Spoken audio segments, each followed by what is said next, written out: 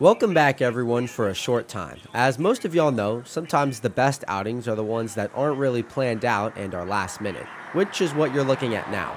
It's a Tuesday afternoon in the middle of September, and I'm in Bushnell just an hour after I made up my mind to go out. It's pretty early in the season for CSX to already be shutting down their main routes for maintenance, as that's usually down in wintertime when the weather is much cooler. It's normal to see machines working up and down the line after Christmas, but I guess this year, CSX is doing some of their chores beforehand, most likely to spruce up their main lines prior to peak season and its increased traffic. Well, greetings. We're in Bushnell. It is 3 p.m., or just a little after that, I should say.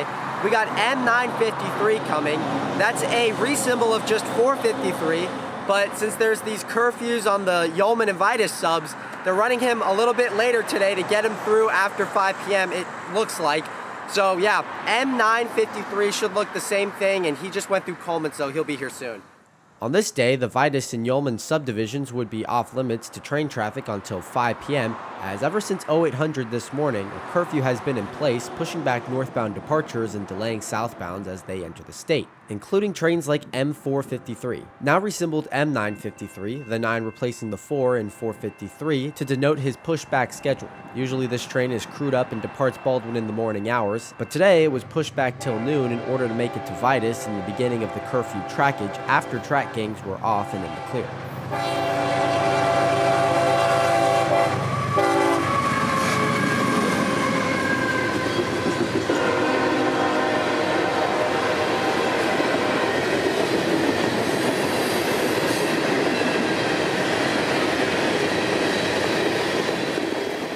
Miami Freight and Autorax for Palm Center make up the sky, looking just like a normal 453, even in the wake of a hurricane approaching from the Gulf.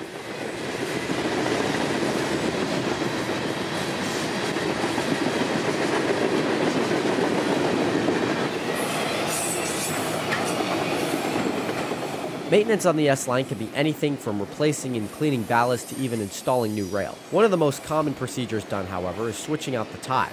When jobs are complete and new ties in place of the old and worn out ones, piles next to the track are made. Sometimes these piles can sit around for months before the railroad picks them up, or sometimes it's just a few days.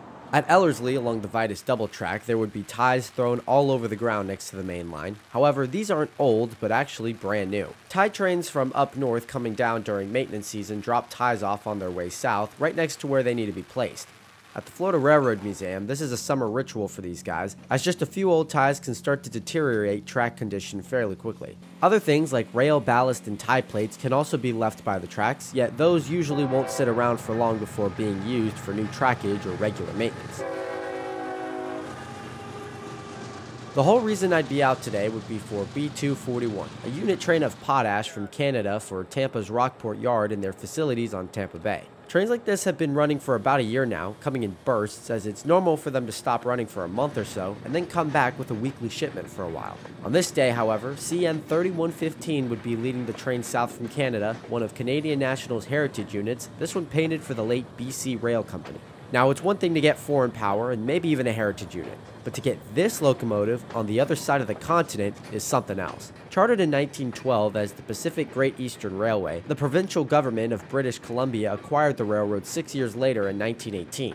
The line was originally built between the settlement of Prince George to Vancouver and its thriving city. The whole point was to ship people in and out of the city and goods to smaller communities north in the countryside.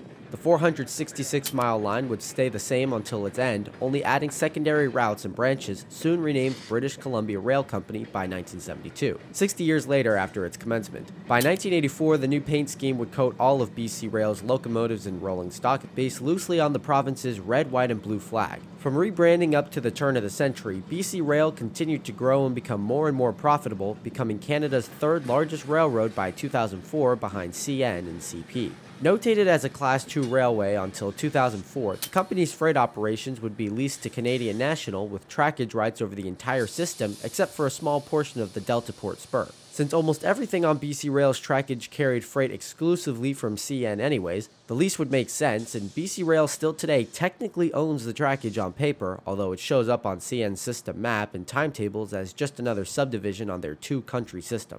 BC Rail had its fair share of news time as it's built up much of the infrastructure present today, acting as the foundation of the province's commerce and trade for over a century now. Even throughout their legislative scandals in the early 2000s, reminiscent of breaches like Watergate, the company is still very much afloat, although with the exception of a handful of old unpainted engines, none of BC Rail's notable red, white, and blue scheme exists. In 2020, CN introduced a program for a line of heritage units of their own, ranging 5 different railroads, including the BC Rail. Others included the Illinois Central, Wisconsin Central, Grand Trunk, and Elgin, Joliet, and Eastern, fondly known as the J to many, all very sharp engines. But with the system mostly in Canada, how would one of these make it down here? Well, the continued shipment of potash from Canadian mines to Tampa and the Caribbean has made it possible for many Canadian visitors to be assigned to these trains, and in September 2024, it would finally happen.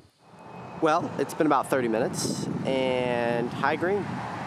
241's going through Wildwood, so I gotta leave in like 15 minutes, so cutting it close, but it's worth it either way. I know I'll share some history about this unit and the BC Rail company as it is, or as it was, I should say. But for now, let's grab this shot of this guy. I would say maybe not once in a lifetime, but definitely once in a decade. This is pretty cool. Originating in Chicago on September 20th, our southbound potash train B241 would take 4 days to roll south, now seen in some very good afternoon light in Bushnell, just after 4 p.m. on the 24th. Like I said earlier, there's always a chance of something like this could happen, but for now, it doesn't look very likely it will happen again.